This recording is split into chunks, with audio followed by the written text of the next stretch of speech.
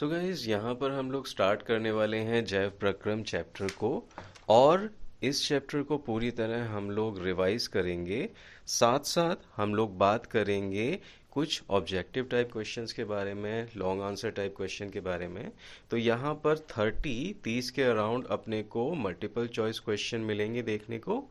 और ये एनसीईआरटी पर बेस्ड हैं, या तो बेस्ड हैं सीबीएसई पे प्रीवियस ईयर्स के आए हुए क्वेश्चंस पर।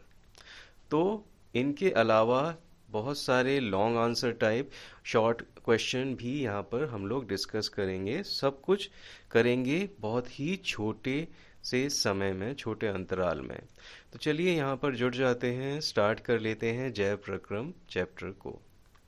तो सजीव और निर्जीव चीज़ों को हम लोग अलग अलग टाइप के आंदोलनों या फिर अलग अलग टाइप की गतियों से बता सकते हैं कि कौन सा सजीव है, कौन सा निर्जीव है।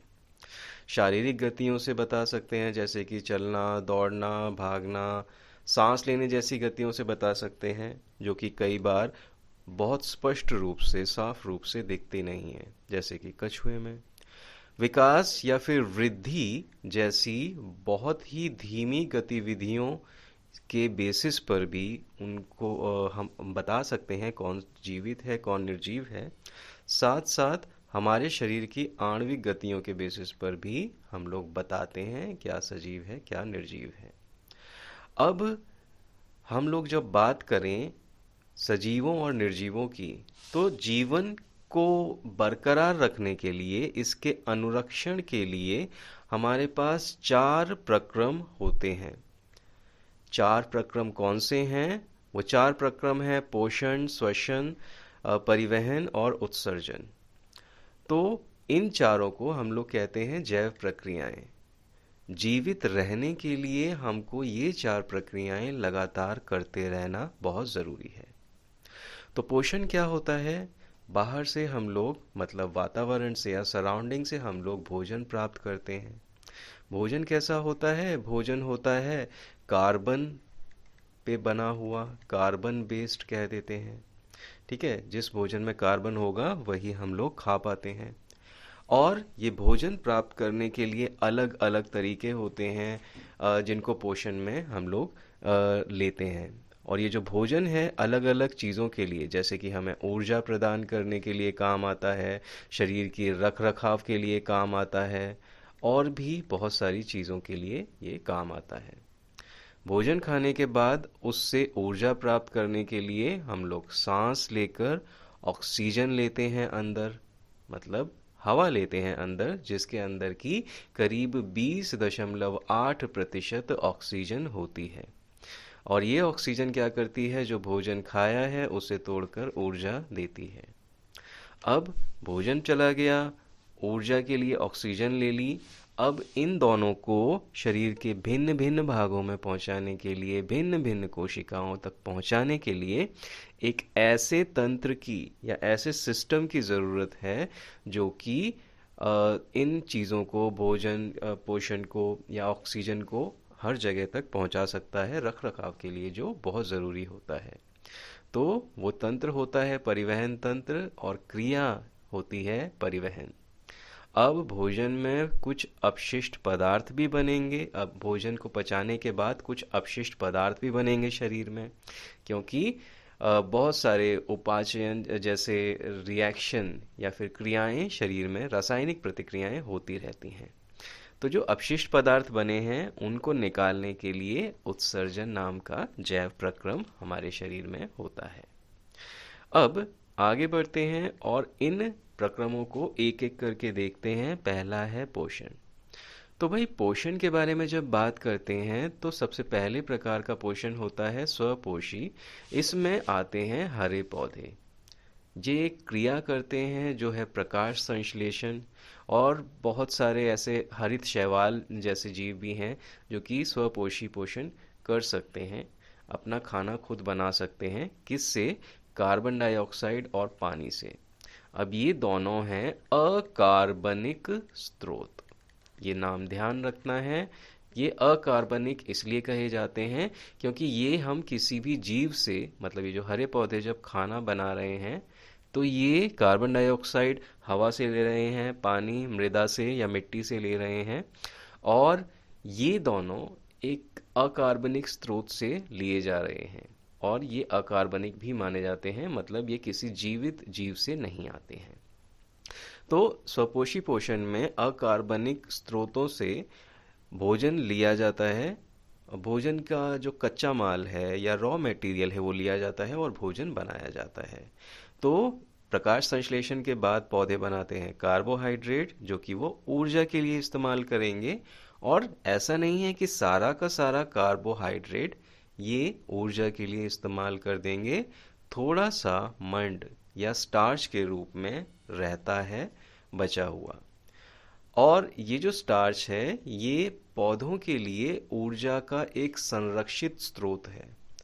ऐसा तो नहीं है कि भाई प्रकाश संश्लेषण रात में भी होता रहेगा, तो पौधे खाएंगे क्या, ऊर्जा कहाँ से लेंगे? रात में वो जो स्टार्च, जो कार्बोहाइड्रेट एक्स्ट्रा बच गया है, अतिरिक्त बच गया है, उसको स्टार्च के रूप में संरक्षित कर लिया, जो ऊर्जा बाद में, मतलब रात को या फिर ऐसी स्थिति में जब उनके पास प्रकाश संश्लेषण होना बंद हो जाएगा, तब वो ऊर्जा देगा। अच्छा, जानवरों के अंदर भी स्टार्च जैसा ही एक अणु बनता है जिसको कि हम लोग ग्लाइकोजन कहते हैं। ग्लाइकोजन हमारे अंदर भी ऊर्जा का स्रोत होता है। अच्छा, अब जटिल पदार्थों को सरल पदार्थों में बदलने के लिए कुछ जैव उत्प्रेरक हम इस्तेमाल करते हैं, जिन्हें कि नाम देते हैं हम लोग एंजाइम का। ये एंजाइम ज़्यादातर करके प्रोटीन ही होते हैं। चलिए आगे बढ़ते हैं और देखते हैं प्रकाश संश्लेषण की क्रिया को। तो अगर इसे संक्षेप में लिखें तो 6 कार्बन के अणु या मॉलिक्यूल 6 पानी के अणुओं के साथ मिलके लाइट की प्रेजेंस में, मतलब प्रकाश संश्लेषण है तो प्रकाश तो चाहिए ही होगा ना भाई, तो प्रकाश जब मिलेगा तो ये क्लोरोफिल, ठीक है, क्लोरोफिल एक बहुत ही ज़रूरी चीज़ है। क्लोरोफिल के कारण ही प्रकाश संश्लेषण हरे पौधे या शैवाल कर पाते हैं। तो क्लोरोफिल और लाइट के होते हुए ये कार्बन डाइऑक्साइड और पानी को बदल देता है किसके अंदर, शुगर के अंदर, ठीक है, ग्लूकोज के अंदर। तो ग्लूकोज के अंदर जब ये कन्वर्ट कर देता है, और इसी प्रोसेस में ऑक्सीजन भी निकलती है, इसी प्रक्रम में ऑक्सीजन भी निकलती है। अब देखो, प्रकाश संश्लेषण के 3 मुख्य चरण जो हमने पढ़े हुए हैं वो है, सबसे पहला क्लोरोफिल। क्लोरोफिल क्या करता है, प्रकाश की ऊर्जा को वो ट्रैप कर लेता है, अवशोषित कर लेता है अपने अंदर, और प्रकाश ऊर्जा को रासायनिक ऊर्जा के रूप में बदल देता है। ऑक्सीजन इस प्रोसेस में उसका अपघटन हो जाता है, और तीसरे प्रोसेस में कार्बन डाइऑक्साइड का कार्बोहाइड्रेट में उपचयन हो जाता है। अब ऐसा नहीं है कि ये सारे के सारे प्रोसेस पहले एक होगा, फिर दूसरा होगा, फिर तीसरा होगा, ऐसा ज़रूरी नहीं है। जैसे कि जो मरुस्थलीय पौधे होते हैं, जो रेगिस्तानी पौधे होते हैं, वो क्या करते हैं, दिन के अंदर दिन में क्या करते हैं, एक ऐसा मध्यम अणु बना लेते हैं जिसको कि तोड़कर ऐसा मध्यवर्ती बना लेते हैं, जो दिन के दौरान क्लोरोफिल द्वारा अवशोषित ऊर्जा के में कार्य करता है, और रात में कार्बन डाइऑक्साइड वो लेते हैं। ऐसा इसलिए होता है कि भाई इसके अंदर, पौधों के अंदर होते हैं स्टोमेटा, ठीक है, इस टाइप के रंध्र या स्टोमेटा होते हैं। तो ये रंध्र क्या काम करते हैं, ये खुल सकते हैं, बंद हो सकते हैं, और जब ऐसा होता है तो भाई इससे पानी और गैसों का विनिमय होता है। अच्छा, तो अगर एक पत्ती को देखें, पत्ती के अंदर अगर उसकी काट करें, अनुप्रस्थ काट करें, ठीक है, क्रॉस सेक्शन उसका देखें, तो ऐसा कुछ दिखता है। उसके अंदर होते हैं रंध्र या छिद्र बहुत बड़े बड़े, जो कि इस प्रकार द्वार कोशिकाओं के द्वारा रहते हैं। जब इनके अंदर पानी जाता है तो ये फूलकर इस रंध्र को खोल देते हैं। जब पानी बाहर निकल जाता है इनके अंदर से, रंध्र बंद हो जाता है। तो इन्हीं रंध्रों द्वारा कार्बन डाइऑक्साइड और ऑक्सीजन का विनिमय होता है पौधों में। अब इसके अलावा पौधे को नाइट्रोजन, फास्फोरस, आयरन, मैग्नीशियम जैसे अकार्बनिक अणुओं की भी या पदार्थों की भी ज़रूरत पड़ती है। तो बैक्टीरिया तो इसके लिए नाइट्रोजन का जुगाड़ कर देते हैं, और उसकी जड़ पर कई बार क्या होता है, पौधे की जड़ों पर, ठीक है, ये रहा पौधा, और जड़ों पर ऐसे गांठें बन जाती हैं। तो ये गांठों में एक्चुअली बैक्टीरिया रहते हैं जो कि आसपास के एनवायरनमेंट से, मिट्टी से नाइट्रोजन जो है नाइट्रेट के रूप में यहाँ पर पौधे को प्रदान करते हैं। अब आगे बढ़ते हैं, आगे की बात करते हैं हम लोग विषमपोषी पोषण के बारे में। पर उससे पहले मैं चाहूँगा कि कुछ क्वेश्चन जो हैं यहाँ पर हम लोग करके देखें। तो चलिए क्वेश्चन लेते हैं यहाँ पर कुछ, और सबसे पहला जो क्वेश्चन हम लोग लेने वाले हैं वो लेते हैं कि अगर कोई चीज़, कोई जीव, कोई वस्तु सजीव है तो निर्धारण करने के लिए क्या मापदंड लेंगे। वीडियो को पॉज कीजिए और ये क्वेश्चन अटेम्प्ट करिए।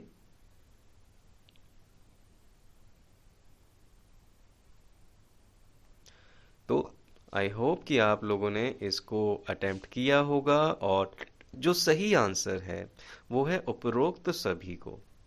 तो वजन को, लंबाई को, तापमान को मेजर करके, माप कर हम लोग देखते हैं कि कोई चीज़ बड़ी है या नहीं बड़ी है, कोई चीज़ जीवित है या नहीं जीवित है।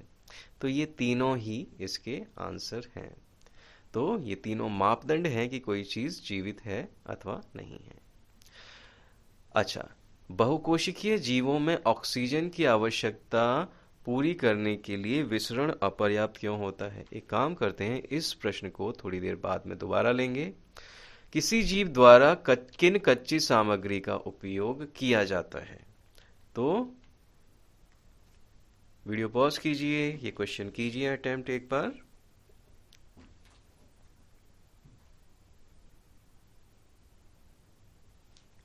तो आई होप आपने ये अटेम्प्ट किया होगा, और आंसर है जल और कार्बन युक्त भोजन। यही कच्चा माल है हमारे लिए ऊर्जा का। अगला क्वेश्चन है, जीव के अनुरक्षण के लिए आप किस प्रकार के प्रक्रम को आवश्यक नहीं मानेंगे। वीडियो पॉज कीजिए और अटेम्प्ट कीजिए ये क्वेश्चन।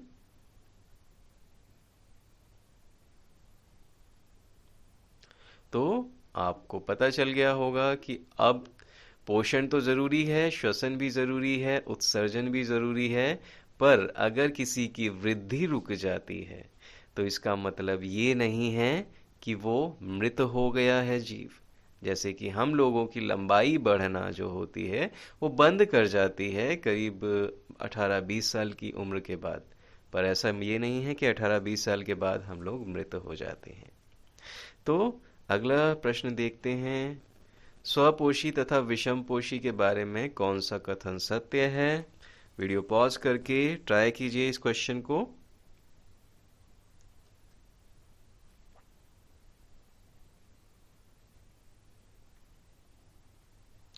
तो आपने देखा कि पहला जो कथन है, स्टेटमेंट है, पहला ये कह रहा है स्वपोषी पोषण में जीव अकार्बनिक पदार्थों से अपना भोजन बनाते हैं, और विषमपोषी में कार्बनिक युक्त पदार्थ स्वपोषी जीवों से प्राप्त किए जाते हैं। तो उत्तर है ये दोनों।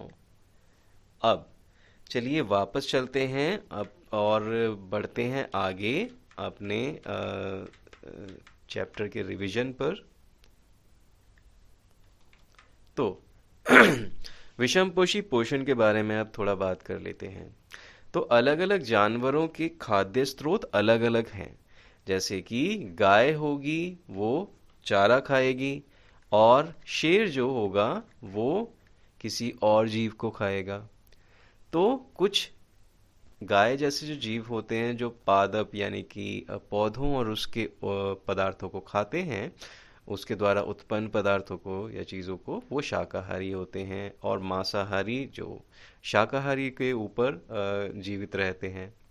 अच्छा, कुछ परजीवी भी होते हैं, जैसे कि जूं को ले लीजिए। जूं एक टाइप का परजीवी है जो कि हमारे सिर के ऊपर रहता है। फीता कृमि जो होता है, टेप वॉर्म जो कहते हैं, वो भी एक टाइप का परजीवी है। ओके, तो ये जूं या फीता कृमि जैसे परजीवी जो होते हैं, दूसरे जीवों को मारे बिना उनसे पोषण प्राप्त करते हैं। अच्छा, कुछ जीव जो हैं विघटन के द्वारा पोषण करते हैं। विघटन क्या होता है भाई? जैसे यीस्ट या फफूंदी, जब भोजन सड़ गल जाता है तो उसके ऊपर फफूंद लग जाता है। ठीक है, तो ये क्या करता है, सड़े गले भोजन से अपना क्या कहते हैं पोषण लेता है, और शरीर के बाहर विघटन या घटन करवाता है भोजन का, और उसे अवशोषित कर लेता है। अच्छा, आगे बढ़ते हैं और देखते हैं आगे क्या है। अभी जीव अपना पोषण कैसे प्राप्त करते हैं, बात करते हैं एक कोशिकीय जीव अमीबा के बारे में। तो अमीबा, जब अमीबा का शरीर बहुत ही लचीला होता है, ठीक है, बाहरी यहाँ पर प्लाज्मा मेम्ब्रेन या फिर प्लाज्मा झिल्ली जो होती है, उसको मूव करके ये अलग अलग शेप ले सकता है। जैसे ही इसे खाने का आभास होता है तो ये एक कूटपाद या पादाब बना लेता है। ये असलियत में पैर नहीं है इसके, ये सिर्फ बना लिए गए हैं क्योंकि इसका शरीर लचीला है। और जब ये खाने को अंदर ले लेता है तो इस खाने के अंदर बहुत सारे एंजाइम, इस खाद्य रिक्तिका, जो ये रिक्त स्थान बना है ना अभी इसके अंदर, वो खाद्य रिक्तिका में बहुत सारे एंजाइम डाल देता है और ये एंजाइम खाने को पचा लेते हैं। ऐसे ही जब खाना वापस भेजना होगा या फेंकना होगा, अपचित खाना या वेस्ट, तो ऐसे ही करके उल्टा वो बाहर फेंक देगा। अच्छा, तो ये तो रही अमीबा की बात, जिसमें कि एक खाद्य रिक्तिका बनती है और इस प्रकार से पोषण लिया जाता है। मानव जैसे जीवों में पोषण जो होता है वो बहुत ही जटिल प्रक्रिया है। तो उसके, मानव के अंदर पोषण जब होता है तब क्या होता है, हम लोग मुंह से अपना खाना खाते हैं। मुंह के अंदर तीन चीजें हैं, दांत, जीभ और लार ग्रंथियां। तो दांत तो चबाने काटने के काम आते हैं। जीभ इस चबाने काटने के साथ भोजन को उलट पलट करती रहती है। साथ ही लाला ग्रंथियां या लार ग्रंथियां जो हैं, वो लाल रस का या लार का निर्माण करती हैं, जिसके अंदर होता है एमाइलेज। तो एक तो ये खाने को गीला करेगा और इसके अंदर का एमाइलेज, कार्बोहाइड्रेट, हम जो खाना खाते हैं उसमें तीन मेन चीजें होती हैं। क्या क्या? कार्बोहाइड्रेट, ठीक है, और प्रोटीन, और कार्बोहाइड्रेट हो गया, और प्रोटीन होता है, और क्या होता है उसके अंदर, और होती है वसा। तो ये तीन मेन चीजें हैं जिनको की तोड़कर हमें अपना पोषण करना होता है, भरण करना होता है। तो उसमें से कार्बोहाइड्रेट के लिए, कार्बोहाइड्रेट को पचाने के लिए एमाइलेज जरूरी होता है, जो हमारी लार में होता है। मुंह के बाद खाना जाता है एक लंबी सी नली में, जिसको कि कहते हैं ग्रसिका, और ये ग्रसिका क्रमानुकंचन गति करती रहती है। ठीक है, एक क्रम अनुसार गति करती रहती है, जिसे क्रमाकुंचन कहते हैं।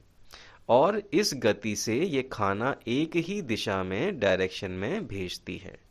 और ये ईसोफेगस, इसे इंग्लिश में ईसोफेगस कहते हैं, हिंदी में ग्रसिका, ये ग्रसिका खुलती है आमाशय के अंदर।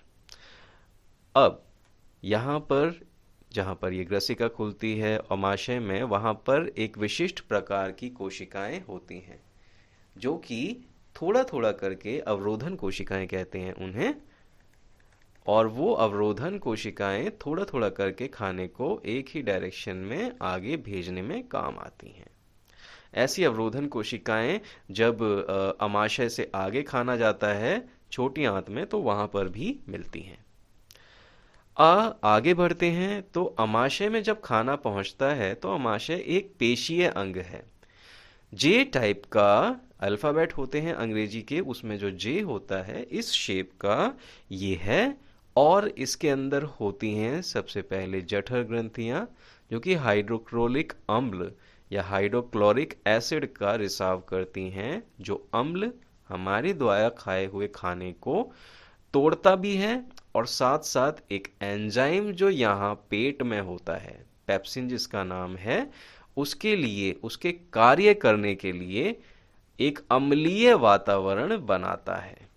तो ये अम्लीय वातावरण जो बनाएगा वो किसके लिए बनाएगा भाई? एंजाइम के लिए, जिसका कि नाम है पेप्सिन।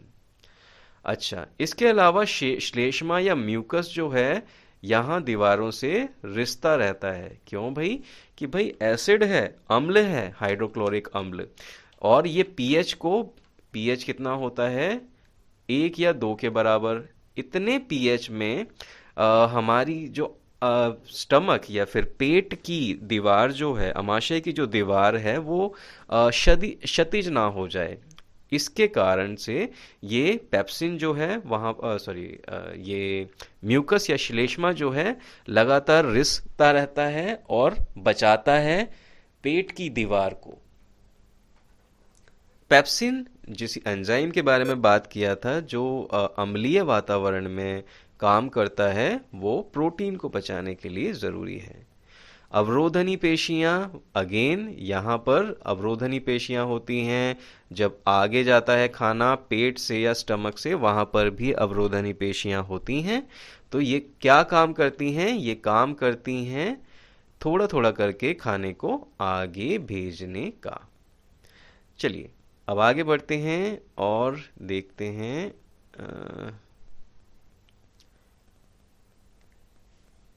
आगे खाने के साथ क्या होता है। तो आगे खाना जाता है अवरोधी पेशियों से होता हुआ छोटी आंत में। अब ये आहार नाल का सबसे बड़ा भाग है। हमारा जो पूरा पाचन तंत्र है, मुंह से लेकर यहाँ गुदा तक, ये पूरा का पूरा एक नली की रूप में है।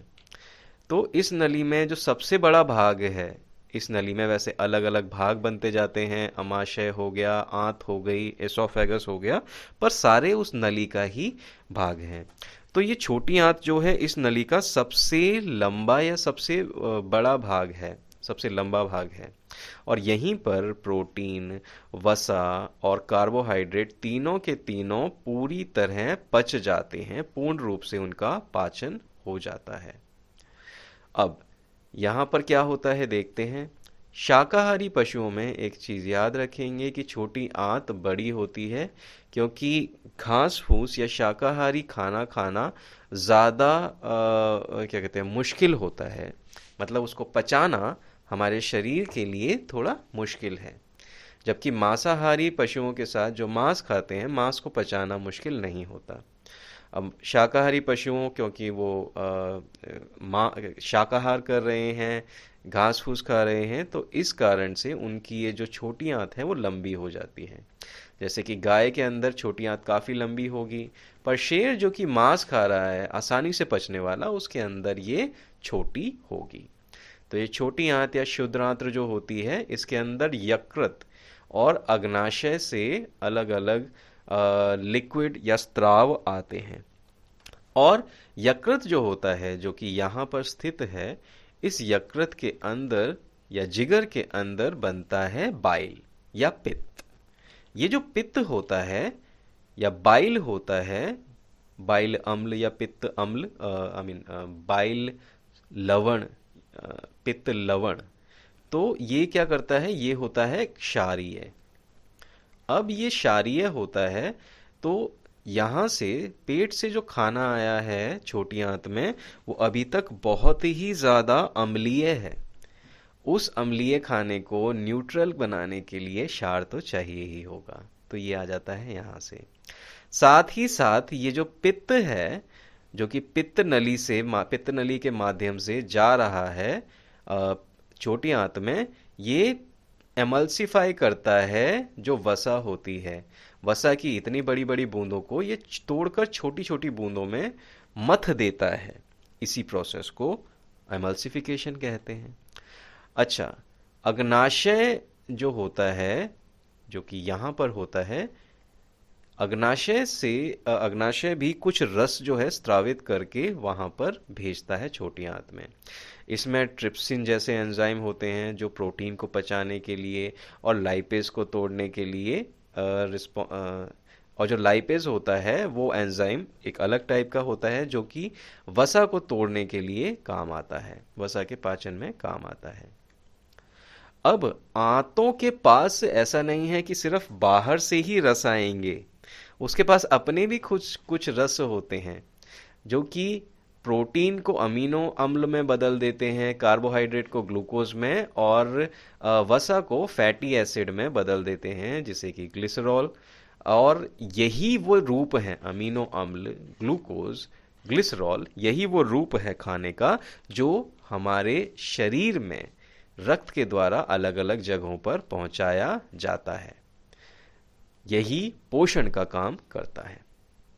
अब ये पोषण का लास्ट स्टेप जो है, सेकंड लास्ट स्टेप जो है, वो है कि यहाँ पर छोटी आंत के अंदर छोटी छोटी ऐसे करके उंगलियों जैसे उभार होते हैं जिन्हें कि विली कहते हैं या दीर्घ रोम कहते हैं।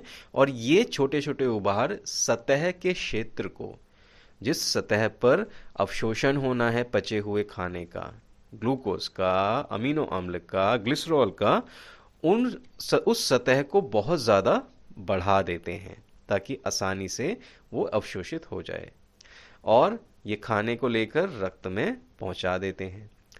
अब जो खाना पचा हुआ है उसके बाद अपच खाना जो है, जो वेस्ट है, अपाच्य भोजन, वो बड़ी आंत से होता हुआ गुदा से बाहर निकलता है। और बड़ी आंत में जो एडिशनल थोड़ा सा अतिरिक्त या ज़्यादा जल जो हमने पिया है वो भी इसके द्वारा अवशोषित कर लिया जाता है। तो ये है भाई हमारा पोषण। अब अगला जो है वो है श्वसन। तो अब जो है श्वसन से पहले मुझे लगता है कि हमें थोड़े बहुत ऑब्जेक्टिव टाइप क्वेश्चन उठाकर देख लेने चाहिए। चलिए वही करते हैं और ऑब्जेक्टिव टाइप क्वेश्चन देखते हैं यहाँ पर। और ये कह रहा है कि प्रकाश संश्लेषण के लिए कच्ची सामग्री पौधे कहाँ से प्राप्त करते हैं। एनसीईआरटी क्वेश्चन है और एनसीईआरटी क्वेश्चन पर बेस्ड ही ये ऑब्जेक्टिव टाइप क्वेश्चन हमने बनाया है। वीडियो पॉज कीजिए और ट्राई कीजिए।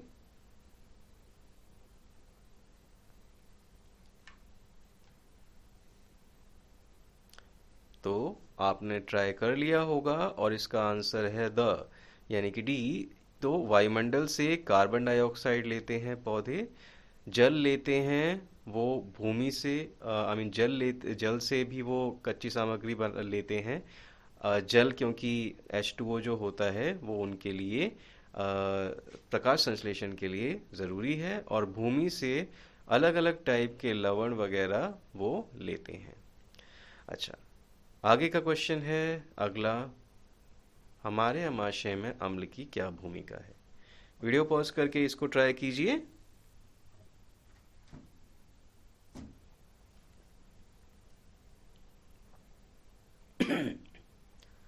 तो आई होप आपने ट्राई कर लिया होगा। और आमाशय में जो हाइड्रोक्लोरिक अम्ल होता है, एक तो रोगाणु जो थोड़े बहुत चले जाते हैं उनको नष्ट करता है, और पेप्सिन एंजाइम के लिए ये अम्लीय वातावरण भी बनाता है, और भोजन को तोड़ने में भी काम आता है। तो आंसर आएगा डी या द, उपरोक्त सभी। ये ट्राई कीजिए, वीडियो पॉज करके ट्राई कीजिए इस क्वेश्चन को।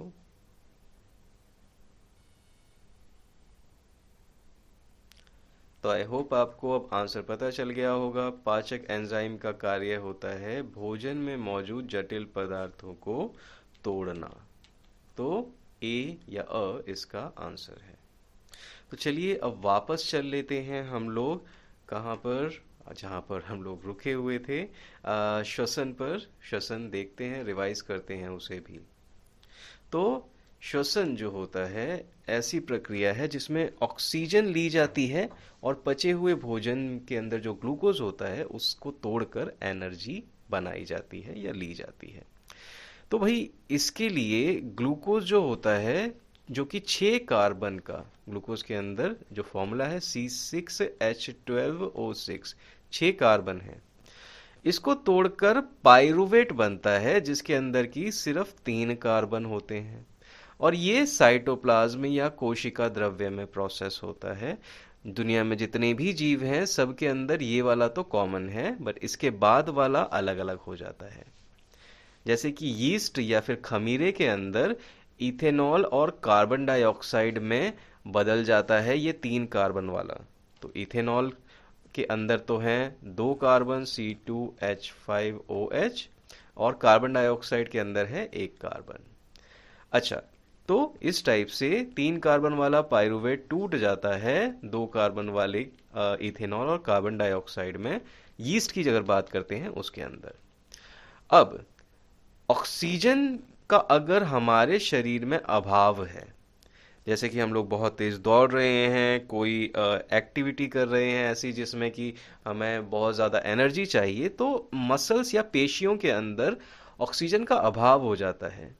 तो हमारे जो पाइरूवेट है ना, जो कि ग्लूकोज से पहले टूटकर कोशिका द्रव्य में टूटकर 3 कार्बन वाला पाइरूवेट बन रहा था, ये पेशियों के अंदर उस समय जब एक्सरसाइज कर रहे होते हैं, बहुत ज़्यादा स्ट्रेसफुल, बहुत ज़्यादा हार्ड एक्सरसाइज या काम, तो ये बना देता है लैक्टिक अम्ल और ऊर्जा। अब ये लैक्टिक अम्ल के अंदर होते हैं भाई 3 कार्बन। ओके, और इससे निकलने वाली जो ऊर्जा है वो भी कम होगी। भाई जितना ज्यादा ये 3 कार्बन वाला पाइरूवेट टूटेगा उतनी ज्यादा ऊर्जा निकलेगी। तो यीस्ट में तो एक 2 कार्बन वाला बन रहा था और एक 1 कार्बन वाला बन रहा था। यहाँ पर तो सिर्फ 3 कार्बन वाला ही है, कुछ टूटा ही नहीं है बहुत ज्यादा। अब अगर हमें खुली ऑक्सीजन मिल जाती है तो हमारे माइटोकॉन्ड्रिया के अंदर ये 3 कार्बन वाला यहाँ से टूटकर सिर्फ 1 कार्बन वाला कार्बन डाइऑक्साइड बनाता है, और साथ साथ पानी भी बनता है यहाँ पर, और बहुत सारी ऊर्जा निकलती है भाई। और यही हम ऊर्जा हमारे शरीर के द्वारा अलग अलग काम करने में काम आती है। अच्छा, श्वसन से ऊर्जा का भंडारण होता है। तो ऐसा तो नहीं है कि भाई हर टाइम हम लोग खाना खाते ही रहेंगे और हर टाइम भोजन उपलब्ध ही रहेगा। तो ऊर्जा को संरक्षित करके रखने के लिए एटीपी यानी कि एडेनोसिन ट्राइफॉस्फेट नाम की एक करेंसी होती है। ठीक है, तो ये करेंसी क्या है कि भाई एक होता है एडीपी। एडीपी के अंदर जब एक फॉस्फेट जोड़ोगे तो बनेगा एटीपी, और इस प्रोसेस में चाहिए होती है बहुत सारी ऊष्मा। तो भाई यहाँ से जो ऊष्मा निकली उससे आपने बना दिया एटीपी।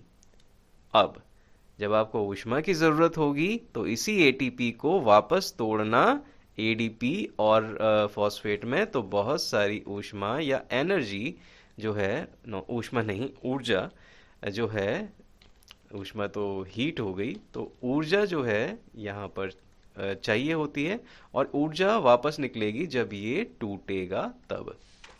अच्छा जी, अब रासायनिक बंधों में ये ऊर्जा हमारे काम आती है, और जिस समय एनर्जी नहीं होती तब भी हमें काम देती रहती है। अगर 1 मोल एटीपी एडीपी में परिवर्तित होगा तो 30.5 किलो जूल 1 मोल के लिए एनर्जी इतनी सारी निकल जाएगी। तो बहुत बढ़िया बात है। सबसे पहले देखते हैं कि पौधों में श्वसन कैसे होता है। तो पौधों के पास रंध्र होते हैं, अभी देखा था, जो कि गैस कौन सी हैं, मेन कार्बन डाइऑक्साइड, ऑक्सीजन, इनका एक्सचेंज या विनिमय करवाते हैं। और गैस का ये एक्सचेंज गैस की सांद्रता पर कितनी कम या ज़्यादा है वो उस पर निर्भर करेगा। तो अगर रंध्र है इस टाइप से खुला हुआ, ठीक है, तो क्या होगा कि अगर अंदर कार्बन डाइऑक्साइड ज़्यादा है तो वो बाहर निकल जाएगी, और अगर अंदर ऑक्सीजन ज़्यादा है तो वो बाहर निकलेगी। अच्छा, रात में जब प्रकाश संश्लेषण नहीं होता तो कार्बन डाइऑक्साइड निकलती है, क्योंकि भाई खाना उस टाइम पे पौधे खा रहे होते हैं, बना नहीं रहे होते हैं, लेकिन दिन में वो प्रकाश संश्लेषण करके खाने को बनाते हैं। और जब ऐसा होता है तो ऑक्सीजन निकलती है भाई। अब आगे बढ़ते हैं और आगे देखते हैं मानवों में। ये उत्सर्जन थोड़ा ज्यादा आगे बढ़ गए हैं हम। यहाँ से अब जलीय जंतु भी श्वसन करते हैं। मछली जो होती है भाई, ऑक्सीजन तो उसे भी चाहिए। अब मछलियाँ या ऐसे ही जलीय जंतु पानी में जो घुली हुई ऑक्सीजन है उसको लेते हैं, लेकिन एक चीज है कि पानी में घुली हुई ऑक्सीजन की जो मात्रा है बहुत ही कम है। हमारे अगर वायुमंडल में देखें तो भाई 20.8% है ऑक्सीजन एयर के अंदर, वायु के अंदर। लेकिन वहां पर तो भाई 1-2% से भी बहुत कम है पानी के अंदर। तो ऐसे में उन्हें क्या करना पड़ता है, बहुत जल्दी जल्दी सांस लेनी पड़ती है। और ये सांस कैसे लेते हैं, पानी में घुली हुई ऑक्सीजन कैसे लेते हैं, तो इनके पास गलफड़े होते हैं, क्लोम होते हैं, गिल कहते हैं इंग्लिश में। तो ये जो गिल्स हैं इनके थ्रू पानी को भेजा जाता है। मतलब इसके इसको एक पर्दे की तरह मान लो। यहाँ से पानी भेजोगे तो इस पर्दे में ऑक्सीजन निकल जाएगी और ऑक्सीजन विहीन पानी आगे बाहर निकलेगा। अब मानवों के बारे में अगर बात करें, मानवों का श्वसन तंत्र कैसा होता है, तो उसके बारे में भी बात करना बहुत जरूरी है, इम्पोर्टेंट है ये। तो मानवों में जो श्वसन होता है तो वो गैसों का आदान प्रदान, गैस जो होता है उसे श्वसन कहते हैं। तो ये नाक के द्वारा हम लोग गैस को लेते हैं। और नाक के अंदर बाल होते हैं जो कि धूल कणों को अंदर जाने से रोकते हैं। और श्लेष्मा जो है वो गंदगी को छानने का काम करता है, जिससे कि अशुद्धियां या गंदगियां फेफड़ों में जाने से रुक जाएं। अब गले के अंदर उपस्थि के विलय हैं, जो कि यहाँ पर आप देख सकते हैं। तो ये जो है उपस्थि विलय, देखिए ये जो उपस्थि विलय है यहाँ पर, ये क्या काम करते हैं, ये इसका काम करते हैं कि जैसे कि गुब्बारा होता है, गुब्बारा अगर उसके अंदर हवा भरी हुई है तो वो इस प्रकार से दिखेगा, और अगर उसके अंदर से हवा निकाल दी जाए तो वो पिचक के ऐसा हो जाएगा। तो ऐसा ना पिचक जाए हमारा जो वायु लेने का, श्वसन का रास्ता है, इसके कारण वहां पर ये उपस्थि विलय, इंग्लिश में कहते हैं कार्टिलेज, होते हैं। अब मुंह, नाक से सांस ली या मुंह से सांस ली, वो यहाँ तक पहुंची और इसके बाद वो फेफड़ों तक पहुंचती है। तो यहाँ पर क्या होता है, बात करते हैं उसके बारे में। जब वायु फेफड़ों में पहुंचती है तो छोटी छोटी नलिकाओं में ये फेफड़े विभाजित हो जाते हैं। यहाँ पर देखिए आप, साफ दिख रहा होगा आपको। तो यहाँ पर आप क्लियरली साफ साफ देख सकते हो भाई कि यहाँ फेफड़ों के अंदर बहुत छोटी छोटी नालियाँ या नलिकाएं बनी हुई हैं। ये रास्ते हैं हवा के अंदर जाने के। और अंत में गुब्बारे जैसी एक संरचना होती है। तो ये रही भाई श्वसन नलिका, और लास्ट में इस टाइप की गुब्बारे जैसी संरचना होती है, इसे कहते हैं कूपिका। कूपिका को चारों तरफ से छोटी छोटी रक्त वाहिकाओं ने घेरा होता है, और यही रक्त वाहिकाएं इस कूपिका को घेर कर ऑक्सीजन इसके अंदर से ले लेंगी, कार्बन डाइऑक्साइड दे देंगी। तो कार्बन डाइऑक्साइड इसके अंदर दे देती हैं ये रक्त वाहिकाएं, और ऑक्सीजन इसके अंदर से निकाल लेती हैं। तो गैसों का विनिमय कूपिका के द्वारा ही होता है।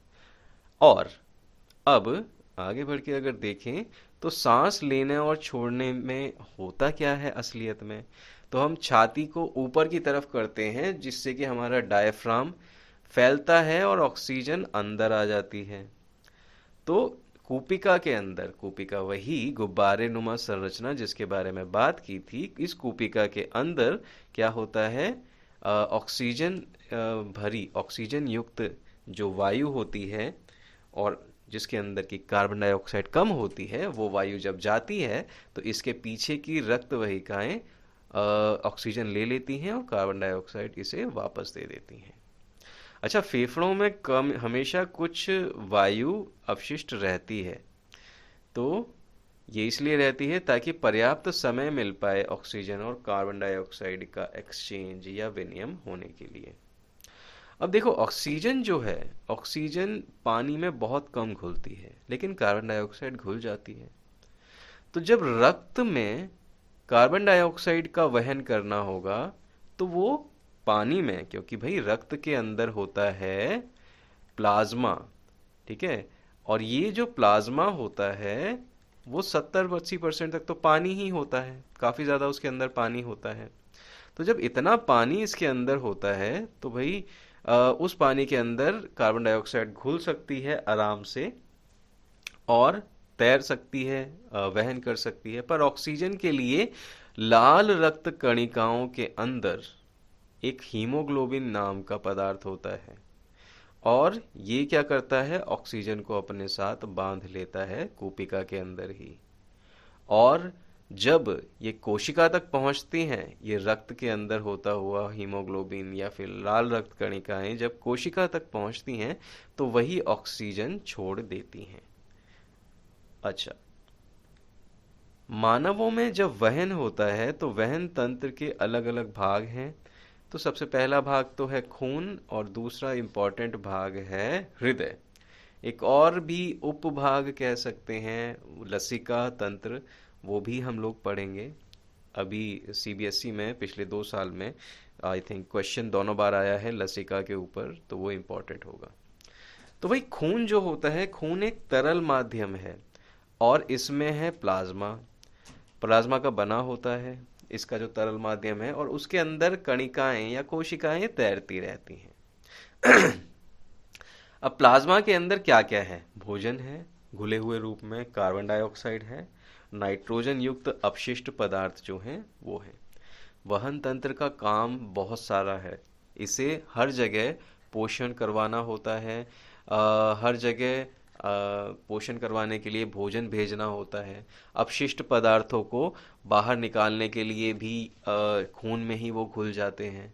और कार्बन डाइऑक्साइड जो होती है वो भी एक टाइप का अपशिष्ट पदार्थ ही है, हमारे श्वसन के बाद निकलता है, तो वो भी इसके अंदर ही घुल जाता है। अब ऑक्सीजन का जो परिवहन है, जैसा मैंने बताया, लाल रक्त कणिकाओं के अंदर हीमोग्लोबिन नाम का पदार्थ है वो करवाता है। अच्छा, लवण जैसे पदार्थ भी खून के द्वारा ही पहुंचाए जाते हैं अलग अलग भागों में। अब भाई इतना सब काम हो रहा है तो ऐसा तो नहीं है कि खून अपने आप चला जाएगा कहीं भी। तो खून को भेजने के लिए अलग अलग जगहों पर एक पंप लगा रखा है भगवान ने हमारे शरीर में, उसको कहते हैं हृदय।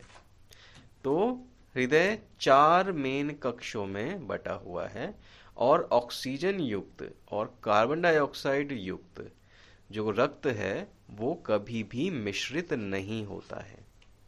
ओके, तो देखते हैं हृदय कैसा होता है। तो हृदय 4 अंगों में, 4 भागों में डिवाइडेड है। पहला भाग, दूसरा भाग, तीसरा भाग, चौथा भाग। अब 2 तो आलिंद होंगे हमारे पास और 2 निलय होंगे। अब बात करते हैं बाएं आलिंद और बाएं निलय की। तो भाई बाएं आलिंद जो कि ये रहा, ये वाला पार्ट जो है बायां आलिंद, इसके अंदर ऑक्सीजन युक्त रक्त आता है। फेफड़ों से ऑक्सीजन ली खून है और वो आ गया इसके अंदर। और दीवार वाला जो बायां कक्ष होता है, बाएं आलिंद में वो आएगा, और जब ये सिकुड़ता है तो ये पहले तो जब फैलेगा तो ये खून अंदर ले लेगा, और जब ये सिकुड़ेगा तो इससे खून जो है आगे बाएं निलय में जाएगा। अब बाएं निलय में जब ये खून जाएगा तो एक यहाँ पर वॉल्व लगे होते हैं जो कि मेक श्योर करते हैं, सुनिश्चित करते हैं कि भाई एक ही डायरेक्शन में खून बहे, वापस ना जाए।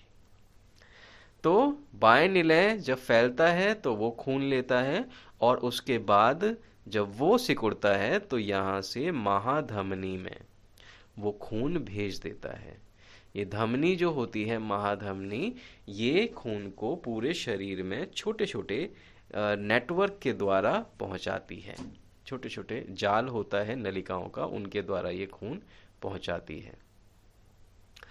अब जैसे कि ये होता है, आलिंद के बारे में बात की, बाएं और बाएं निलय के बारे में, वैसे ही दायां आलिंद और दायां निलय होता है, जो ऑक्सीजन रहित या फिर CO2 जिसमें ज़्यादा होता है, कार्बन डाइऑक्साइड ज़्यादा होती है, उस खून को बहाता है, उस खून को अपने अंदर लाता है और आगे बहाता है, पंप करता है।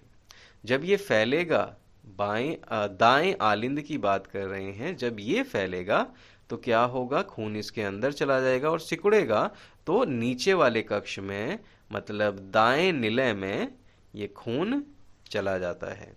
और उसके बाद ये जो खून है, यहाँ महाशिरा के द्वारा, ठीक है, या शिरा के द्वारा ये खून जो है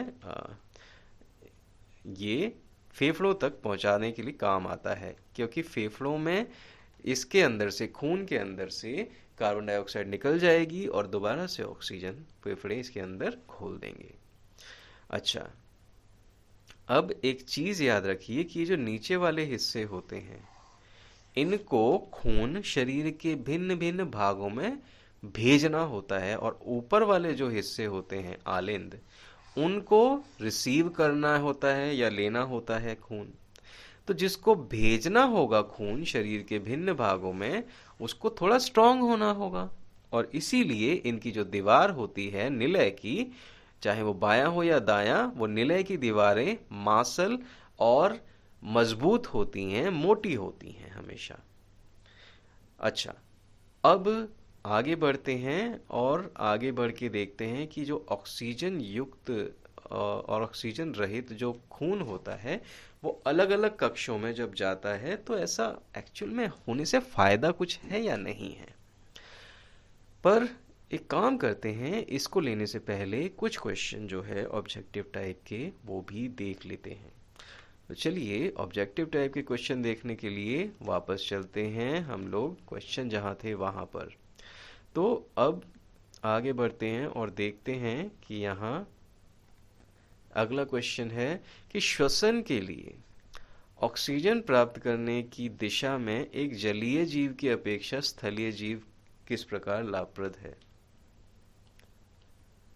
पॉज कीजिए वीडियो को, करिए क्वेश्चन ट्राई। तो आई होप आपने ये क्वेश्चन कर लिया होगा ट्राई। तो आंसर देख के बता सकते हैं आप कि जल में जो है ऑक्सीजन सूक्ष्म मात्रा में है, और जलीय जीव इसलिए मुश्किल से सांस ले पाते हैं, लगातार उन्हें सांस लेना पड़ता है। और स्थलीय जीवों को ऑक्सीजन जलीय जीव नहीं प्रदान करते, तो ये वाला भी ऑप्शन गलत है, ये वाला भी ऑप्शन गलत है। इसके संदर्भ में ये वाला भी ऑप्शन गलत है, ऑप्शन ए सही है। अगला क्वेश्चन, वीडियो पॉज करके ट्राई कीजिए।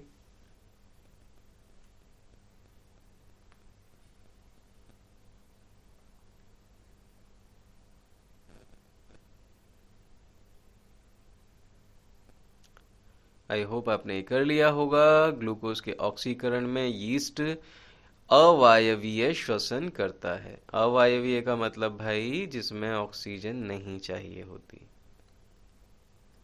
अगला क्वेश्चन यहाँ पर, मनुष्यों में ऑक्सीजन कार्बन डाइऑक्साइड का परिवहन कैसे होता है।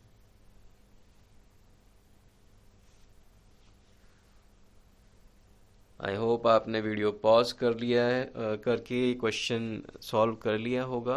तो आंसर है ए और बी दोनों, तो मतलब सी ऑप्शन आप चूज करेंगे सर। क्यों? क्योंकि रक्त में तो हीमोग्लोबिन जो होता है वो ऑक्सीजन भेजता है, और रक्त में घुल के कार्बन डाइऑक्साइड वहन करती है। अगला क्वेश्चन, अगला प्रश्न देखते हैं। वीडियो पॉज कीजिए और इसको कीजिए।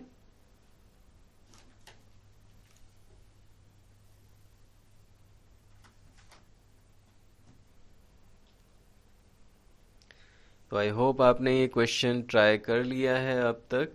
तो गैसों के विनिमय के लिए मानव के अंदर जो फुफ्फुस होता है, वो एक गुब्बारे नुमा संरचना होती है, और यही गैस के विनिमय के लिए अधिकतम क्षेत्रफल बनाती है। तो ऑप्शन बी जो है करेक्ट है। देखते हैं आगे रेलेवेंट क्वेश्चन है या नहीं है। वहन तंत्र के घटक, मानव के अंदर जो वहन तंत्र होता है, परिवहन तंत्र, उसके घटक क्या हैं? वीडियो पॉज करके इसे ट्राई कीजिए।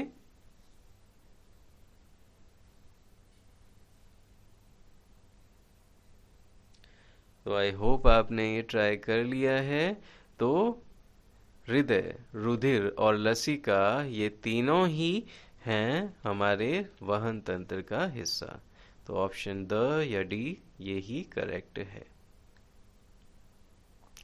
14वां क्वेश्चन करने से पहले वापस जाते हैं, क्योंकि ये थोड़ा सा उसी से रिलेटेड है क्वेश्चन। चलिए वापस चल के देखते हैं क्या हो रहा है वहाँ पर स्लाइड्स के अंदर। तो जब हम लोग बात कर रहे हैं इसके बारे में कि ऑक्सीजन युक्त और ऑक्सीजन रहित रक्त को कैसे अलग अलग किया जाता है और क्या इससे फ़ायदा है, तो हम जो है स्तनधारी प्राणी और बर्ड्स या पक्षी वगैरह, हमारे शरीर को एक निश्चित तापमान पे रहना होता है, और इसके लिए और बहुत और चीज़ों के लिए हमें ऊर्जा की बहुत ज़्यादा ज़रूरत होती है। उच्च ऊर्जा की ज़रूरत के कारण हमें हृदय को 4 भागों में, हमारा हृदय जो है वो 4 कोष्ठों में या सेक्शंस में डिवाइडेड है।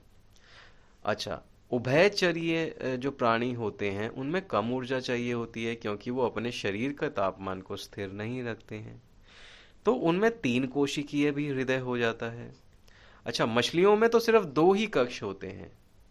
अच्छा, मछलियों में ऑक्सीजन के बाद रक्त हृदय से फेफड़ों में जाता है, गिल्स के अंदर जाता है, गलफड़ों में, ठीक है, जिसे कहते हैं गलफड़े, गलफड़ों में जाता है, और उसके बाद क्या होता है, वो फिर पूरे शरीर में दौड़ जाता है। सिर्फ एक ही बार होता है। तो इसे कहते हैं एक एकल परिसंचरण तंत्र। और हमारे शरीर में क्या होता है कि भाई हृदय से सबसे पहले हृदय के अंदर आया, यहाँ लंग से या फेफड़ों से खून, ठीक है, फुफ्फुस से या फेफड़ों से आया यहाँ पर खून, और यहाँ से गया पूरे शरीर के अंदर। शरीर से ऑक्सीजन, शरीर में जब ये गया तो विभिन्न भागों ने ऑक्सीजन निकाल ली और ऑक्सीजन रहित खून वापस यहाँ पर भेजा, और फिर हृदय से होता हुआ ये खून पहुंचा फेफड़ों में। तो आप ये देख सकते हैं कि यहाँ पर एक बार ये और एक बार ये लूप बन रहा है, तो 2 बार परिसंचरण हो रहा है, 2 बार हृदय से खून को बहकर जाना पड़ रहा है। इसी को हम लोग नाम दे देते हैं दोहरा परिसंचरण तंत्र, ठीक है। अब दोहरा परिसंचरण तंत्र जो है वो हमारे शरीर में होता है, और इससे हमें काफ़ी और भी फायदे होते हैं। अब चलते हैं आगे और देखते हैं कि ये जो हमारी रुधिर वाहिकाएं होती हैं, तो धमनियां क्या करती हैं, रक्त को अलग अलग भागों से लेकर जाती हैं, और धमनियों की दीवार मोटी होती है। क्यों भाई? वो इसलिए क्योंकि यहाँ से रक्त जो है पूरे शरीर में जाना होता है। तो पूरे शरीर में जाना होता है मतलब प्रेशर जो होता है खून का ज़्यादा होता है, तो उनकी दीवार तो मोटी होनी बनती है। अच्छा, शिराएं अंगों से रक्त एकत्र करती हैं और हृदय तक लेकर आती हैं, और इनकी दीवारें पतली होती हैं क्योंकि इनमें प्रेशर ज़्यादा नहीं होता है। शिराओं के अंदर जो रक्त प्रभाव होता है उसके लिए प्रवाह के लिए वाल्व लगे होते हैं, जो कि सुनिश्चित करवाएंगे कि एक ही दिशा में खून रहे। अब धमनियां जो होती हैं छोटी छोटी वाहिकाओं में विभाजित हो जाती हैं, जिनमें से सबसे छोटी वाहिका तो सिर्फ एक ही कोशिका जितनी मोटी होती है।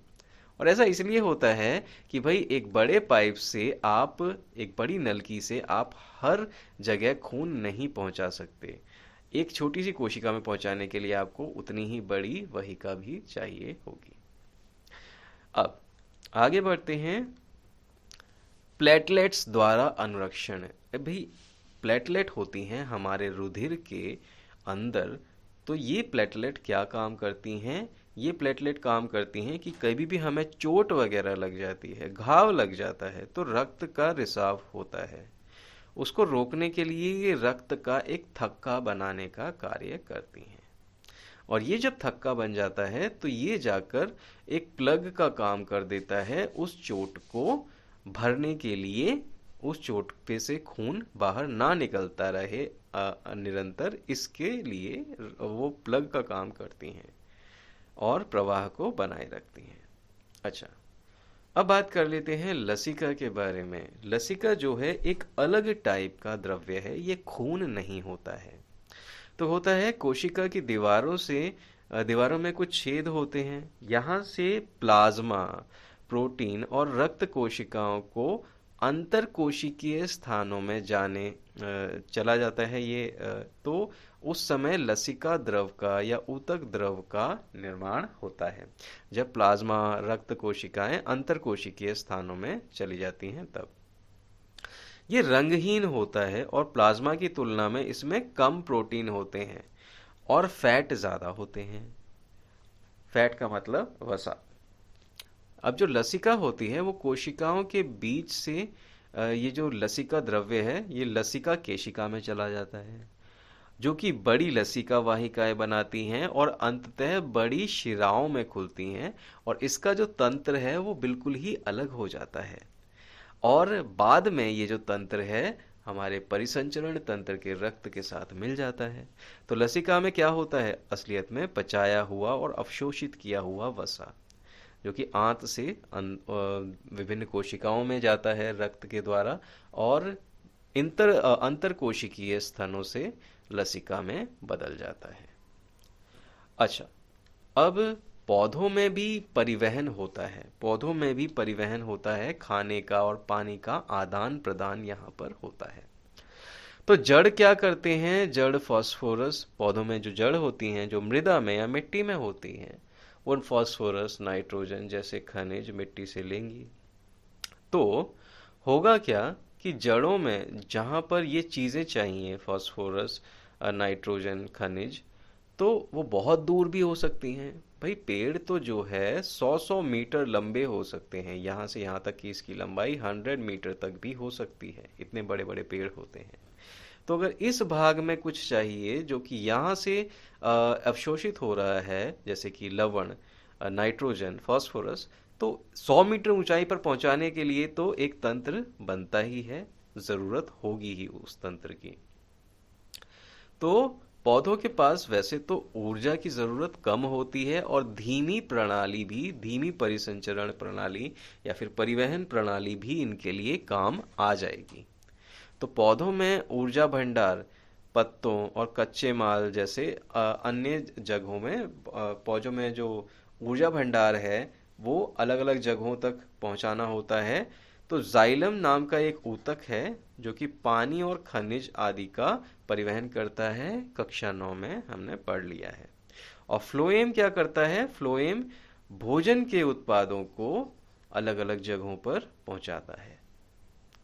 और जल के परिवहन के बारे में बात करें तो 2 प्रकार का होता है, सक्रिय और निष्क्रिय या फिर अक्रिय परिवहन। सक्रिय परिवहन में क्या होता है? जाइलम जो ऊतक है वो तनों और पत्तिकों और वाहिकाओं में एक नेटवर्क बना रहा है, और ये जो चैनल या फिर नेटवर्क है पौधों में भिन्न भागों तक पानी पहुंचा देगा। अब जो आयन हैं मिट्टी के अंदर जो हैं, उनमें से जो आयन हैं वो जड़ें अपने अंदर लेती हैं और एक सांद्रता में अंतर बनता है, और इस सांद्रता में अंतर बनने के कारण पानी जो है एक अखंड स्तंभ बनाता है, एक कॉलम बनाता है, और तने की, स्टेम की मदद से वो ऊपर की तरफ उड़ता है, ऊपर की तरफ जाता है। अब ये जो सक्रिय परिवहन है ये रात में ज़्यादा इम्पोर्टेंट हो जाता है जबकि रंध्र बंद होते हैं। अब ऐसा क्यों है भाई? ऐसा इसलिए है क्योंकि भाई दिन में जब रंध्र खुले होंगे तो क्या होगा कि पेड़ की पत्तियों में जो छेद हैं, रंध्र हैं, उनके थ्रू पानी जो है वो वाष्पोत्सर्जित होगा और इस कारण से एक कर्षण बनेगा, ऊपर की ओर पानी खींचेगा। तो उस कर्षण को वाष्पोत्सर्जन कर्षण कहते हैं। तो दिन के समय तो एक प्रेशर एक्स्ट्रा लग रहा है, तो निष्क्रिय परिवहन ही काफी हो जाता है, पर रात के समय सक्रिय परिवहन का होना जरूरी होता है पानी को हर जगह पहुंचाने के लिए। अच्छा, अब पौधों में जो भोजन परिवहन है वो कैसे होता है उसको देखते हैं। तो प्रकाश संश्लेषण में कुछ उत्पाद बनते हैं जिनको कि अलग अलग जगहों पे भेजना होता है, उनका स्थानांतरण करवाना होता है। अब फ्लोएम ये काम करता है, फ्लोएम नाम का ऊतक। तो इस फ्लोएम नाम के ऊतक में क्या होता है, अलग अलग पदार्थ जो हैं, जैसे कि जल के भंडारण अंगों, फलों, बीजों और अंगों को विकसित करने के लिए कुछ पदार्थ चाहिए। तो ये अलग अलग पदार्थ जो हैं अलग अलग जगहों पर फ्लोएम भेजता है। तो ये जो है फ्लोएम ऊपर और नीचे दोनों दिशाओं में स्थानांतरण करवा सकता है, जबकि जाइलम ऐसा नहीं करवा सकता, वो सिर्फ ऊपर की ओर ही पौधे में स्थानांतरण करवाएगा पानी का। अच्छा, इसमें सक्रिय परिवहन होता है हमेशा, अक्रिय या निष्क्रिय परिवहन नहीं हो सकता। तो इसके लिए एटीपी की जो ऊर्जा होती है उसका इस्तेमाल किया जाता है और सुक्रोज जैसे कुछ अणु जो है स्थानांतरित पहले किए जाते हैं, जिससे कि परासरण दबाव बनता है और ऊपर की तरफ भोजन या नीचे की तरफ या दाहिने बाइने किसी भी तरफ भोजन को भेजा जा सकता है। याद रखिए, रिमेंबर कि ये सक्रिय है, इसके लिए एनर्जी की जरूरत पड़ेगी ही पड़ेगी। अच्छा, अब इसके बाद उत्सर्जन है, पर मुझे लगता है उत्सर्जन से पहले हमें कुछ क्वेश्चन जो है कर लेने चाहिए ऑब्जेक्टिव टाइप, क्योंकि वो भी ज़रूरी हैं और अच्छा लगता है ना, बीच में कुछ क्वेश्चन का सॉल्व करते हैं तो तसल्ली आती है, दिल को लगता है कि भाई हमने कुछ पढ़ा है या कुछ सीखा है। तो इस क्वेश्चन को अटेम्प्ट कीजिए वीडियो पॉज करके।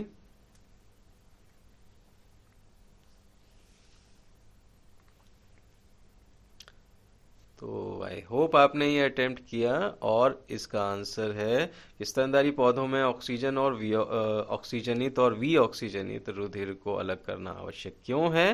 क्योंकि भाई उनके अंदर क्या कहते हैं, ग्लूकोज को तोड़ के ऑक्सीजन की जो विभिन्न भागों तक पहुंचने की क्षमता है उसको बढ़ाने के लिए ये जरूरी होता है। अच्छा, ये वाला कीजिए वीडियो पॉज करके, ये क्वेश्चन कीजिए।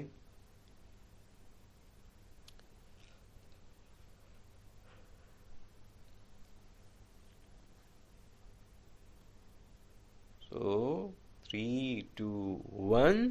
सो गाइज आई थिंक आपने क्वेश्चन कर लिया होगा। तो जाइलम और फ्लोएम, जाइलम तो क्या कहते हैं जल को भेजेगा और फ्लोएम जो है भोजन को भेजेगा अलग अलग पार्ट तक। तो वहन तंत्र के ये दोनों हैं, तो इसलिए ये वाला जो ऑप्शन है ये करेक्ट है।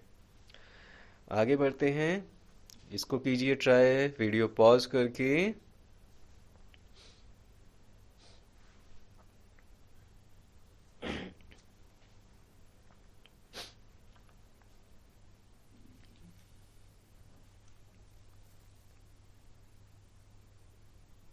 सो गाइज आई थिंक आप लोगों ने कर लिया होगा क्वेश्चन। तो पादप में जल और खनिज लवण का वहन कैसे होता है?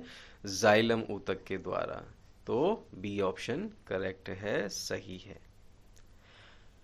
अगला है ये, पादप में या पौधों में भोजन का स्थानांतरण कैसे होता है? इजी है ये बहुत। पॉज कीजिए, वीडियो को ट्राई कीजिए।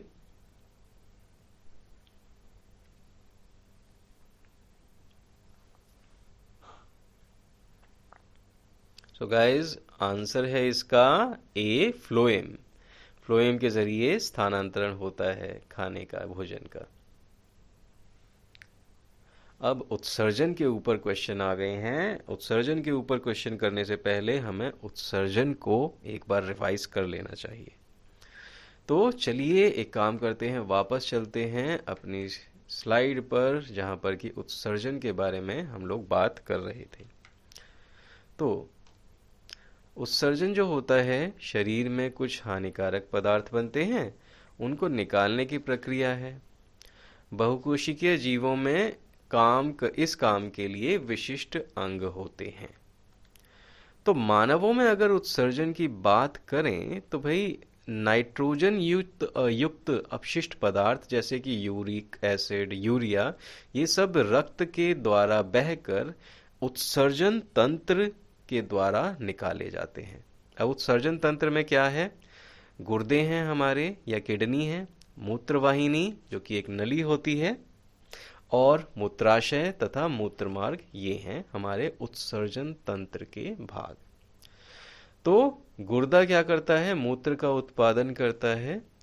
और किडनी क्या करती है? किडनी या गुर्दा इस मूत्र का जो उत्पादन हुआ है उसके थ्रू यूरिक एसिड और यूरिया जैसे नाइट्रोजन युक्त अपशिष्ट पदार्थ को शरीर से बाहर फेंकती है, किडनी या गुर्दा जो होता है वो।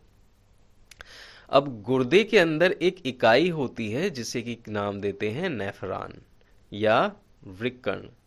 तो ये क्या काम करता है नेफ्रॉन? ये एक कप के आकार की संरचना से, जिसे कि बॉमन कैप्सूल कहते हैं, उसके थ्रू ये जुड़ा हुआ होता है और निस्पंदन को एकत्रित करता है। अच्छा, अब होता क्या है भाई गुर्दे के अंदर? इस प्रकार का ये जो वृक्क या गुर्दा होता है, ठीक है, उसके अंदर एक छोटे छोटे से इस टाइप के वृक्काणु या फिर नेफ्रॉन होते हैं।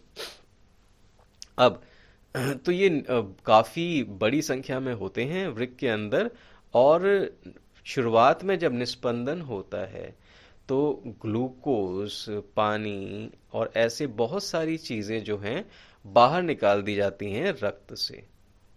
अच्छा, अब जब रक्त से ये बाहर निकाल दी जाती हैं इस एक धमनी के गुच्छे द्वारा, जो कि बॉमन संपुट या बॉमन के कैप्सूल में बदला हुआ है और जुड़ा हुआ है उसके साथ, तो होता क्या है कि यहाँ पर जो काफी अधिक मात्रा में पानी जो उत्सर्जित कर लिया गया है उसमें अपशिष्ट पदार्थ घुले हुए होते हैं। तो किडनी क्या करती है? मूत्र बनाती है शरीर में, और एक लंबी ट्यूब जो है वो मूत्र वाहिका में प्रवेश करती है। ये रही वो लंबी ट्यूब, मूत्रवाहिनी बाईं और दाईं दोनों तरफ होती हैं। अब किडनी में तो मूत्रवाहिनी मूत्र को मूत्राशय तक लेकर जाती है, जो आसान नियंत्रण करने के लिए पेशीय होता है, मस्कुलर होता है। तो रिमेम्बर, जहां पर भी पेशियां होती हैं ज्यादातर उन पार्ट्स को बॉडी के हम लोग कंट्रोल कर सकते हैं।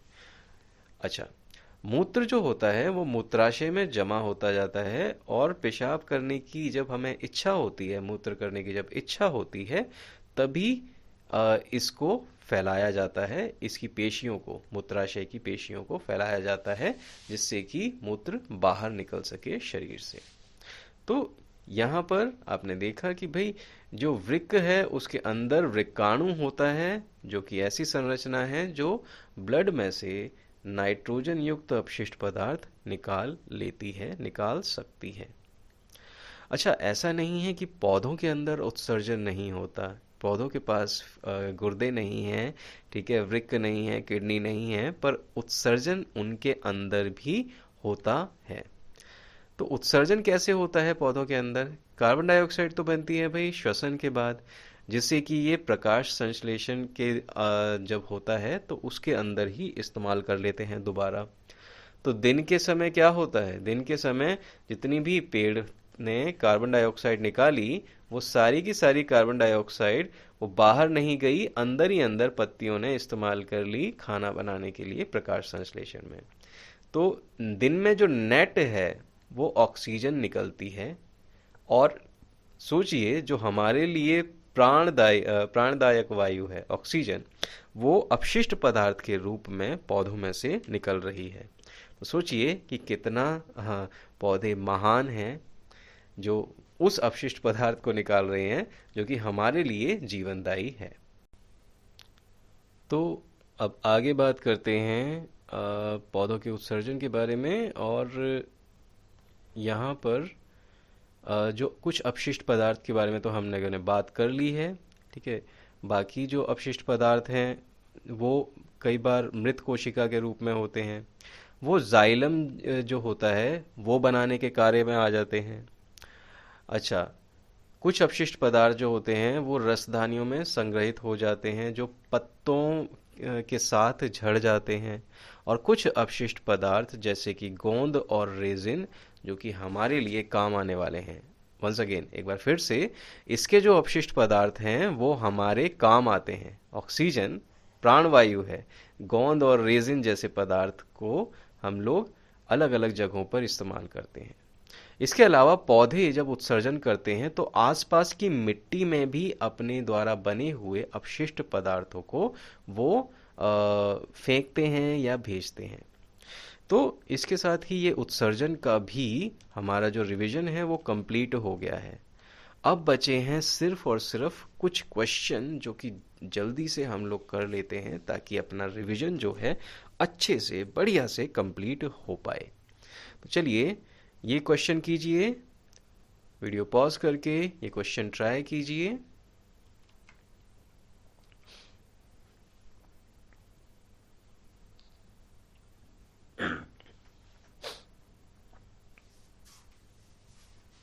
तो आई होप आपने ये कर लिया है।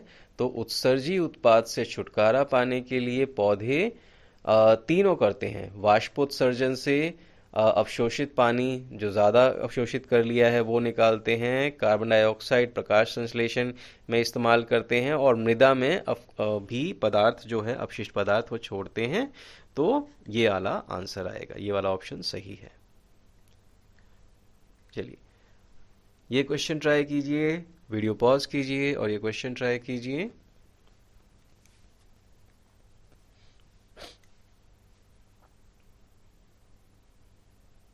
सो आई होप आपने ये क्वेश्चन ट्राई किया। बहुत इजी क्वेश्चन है, एनसीईआरटी बेस्ड है ये।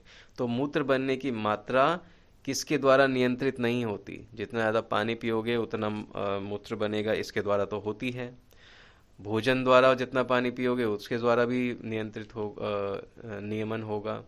अच्छा, रुधिर में मौजूद कार्बन डाइऑक्साइड का इससे कुछ लेना देना नहीं है। तो ऑप्शन स जो है यही करेक्ट है। आगे बढ़ते हैं, इसे ट्राई कीजिए, क्वेश्चन को, वीडियो को पॉज कीजिए, क्वेश्चन ट्राई कीजिए।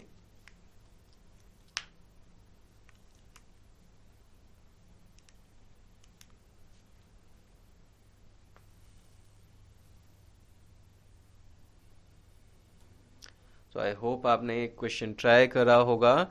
और वृक्क के अंदर जो है उत्सर्जन का कार्य होता है। तो ये वाला सही ऑप्शन है। इस क्वेश्चन को ट्राई कीजिए, वीडियो पॉज करके।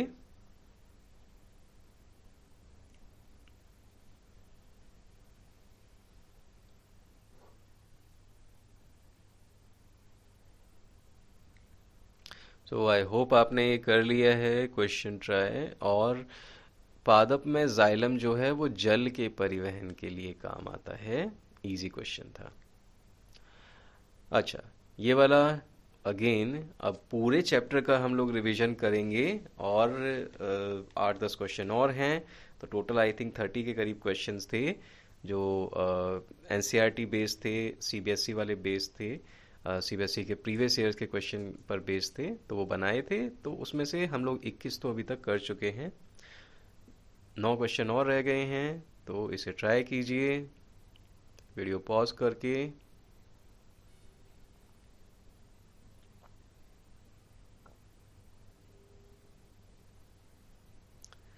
सो गाइज, आपने क्वेश्चन ट्राई कर लिया होगा और इसका आंसर है भाई, माइटोकॉन्ड्रिया के अंदर पाइरुवेट विखंडित होता है।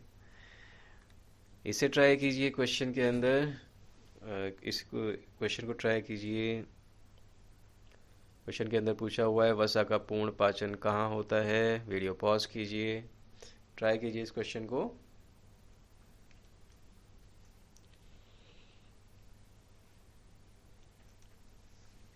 तो गाइस आपने ट्राई करा होगा। और जो पोषण के लिए भोजन का जो कंप्लीट या पूर्ण रूप से पाचन है वो शुद्ध आंत्र में होता है, अभी बताया था हमने। अगला क्वेश्चन है भोजन के पाचन में लार की क्या भूमिका है। इजी क्वेश्चन है, करिए वीडियो पॉज करके।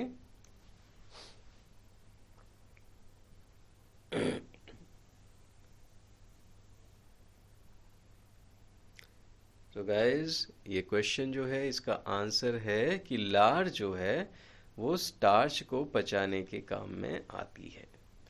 तो अब अगले क्वेश्चन की तरफ बढ़ते हैं, ट्राई कीजिए इसे वीडियो पॉज करके।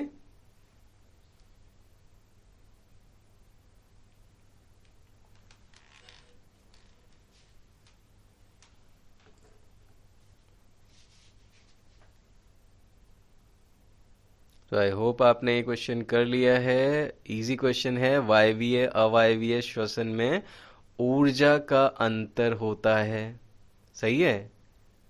तो ऊर्जा का अंतर इसलिए होता है कि भाई वायवीय अवायवीय श्वसन में से वायवीय वाले में ज़्यादा पायरुवेट जो 3 कार्बन का होता है वो 1 कार्बन वाले कार्बन डाइऑक्साइड के 3 अणुओं में विभाजित हो जाता है।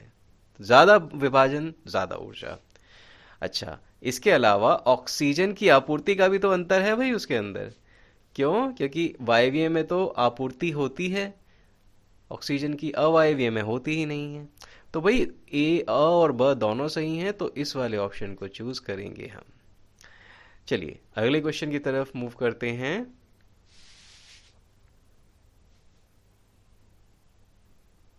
वीडियो पॉज करके क्वेश्चन कीजिए ट्राई।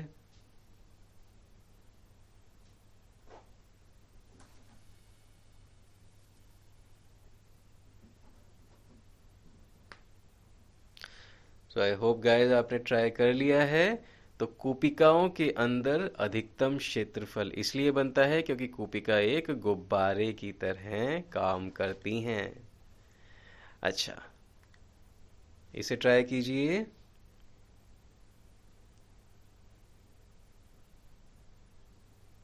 वीडियो पॉज करके ट्राई कीजिए इसे guys.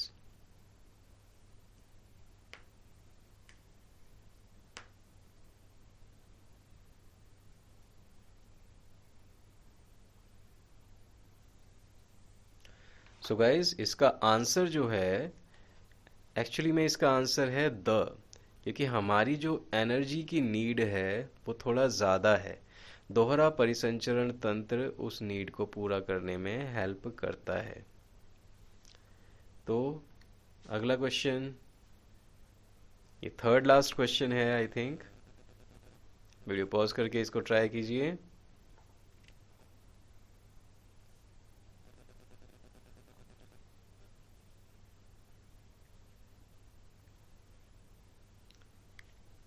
So I hope guys आपने ये क्वेश्चन ट्राई करा है। और इस क्वेश्चन का आंसर है कि भाई जो जाइलम है वो केवल ऊपरी दिशा में भेजता है चीज़ों को, जबकि फ्लोएम जो है वो ऊपरी और निचली दिशा में किसी भी दिशा में भेज सकता है पदार्थ को।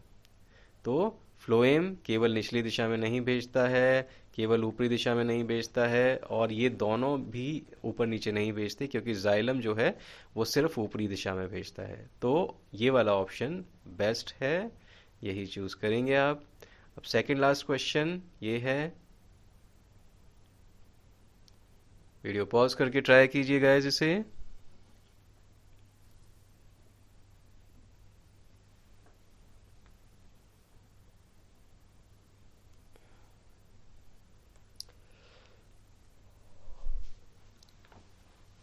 तो गाइज आई होप आप लोगों ने ये कर लिया है question.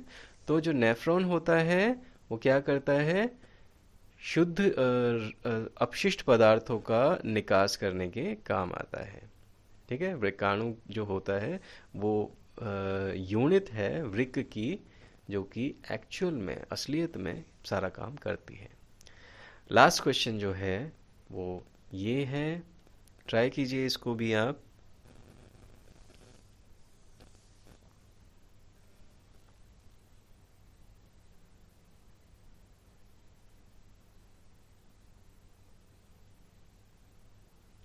So guys, I hope आप लोगों ने इसको ट्राई करा है।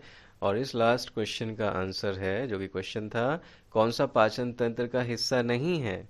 आपको देखकर ही पता चल गया होगा, रुधिर जो है वो पाचन तंत्र का हिस्सा नहीं होता है हमारे शरीर में। सो गाइज, हमने 30 के अराउंड नहीं, एग्जैक्टली 30 क्वेश्चन यहाँ पर किए हैं। और 30 क्वेश्चन करने के बाद आपके आई थिंक कॉन्सेप्ट जो है पूरे अच्छी तरीके से, बढ़िया तरीके से रिवाइज हो चुके हैं। सो गाइज, अब आपको क्या काम करना है? आपको नेक्स्ट वीडियो का वेट करना है। नेक्स्ट वीडियो में हम लोग इसी टाइप से ऑब्जेक्टिव टाइप क्वेश्चंस का यूज़ करके पूरा का पूरा चैप्टर जो है रिवाइज करेंगे। जितना छोटे से छोटा हो सकता है शॉर्ट करने की कोशिश कर सकते हैं। जितना शॉर्ट कर सकते हैं हम लोग रिवीजन वाले वीडियो को, उतना करने की कोशिश करते हैं। तो गाइस, अभी के लिए इतना ही। इस चैप्टर के जो नोट्स हैं वो हमारी ऐप पर, टेस्ट प्रेप पर इजीली अवेलेबल हैं। तो आप जाकर वहाँ से फ्री नोट्स को डाउनलोड कर सकते हैं। ऐप का जो लिंक है वो मैं आपको यहाँ वीडियो के डिस्क्रिप्शन में दे दूँगा। तो गाइस, जाइए ऐप वहाँ से डाउनलोड कीजिए और अपना जो रिवीजन है कंप्लीट कीजिए। Bye bye guys, take care, meet you in the next video.